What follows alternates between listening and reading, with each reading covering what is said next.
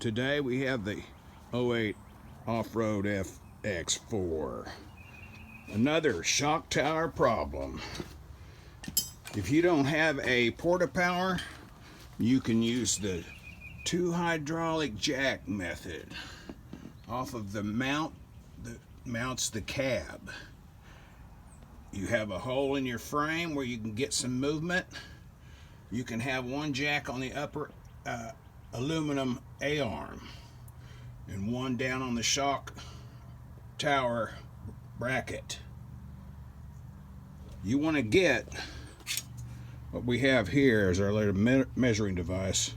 We're at 20 3/4 and we need to get to 21 1/4, a ½ inch. We've already moved a few inches here. So that's one way you can do it. You want to get your frame put back together the way it's supposed to be. Try that out.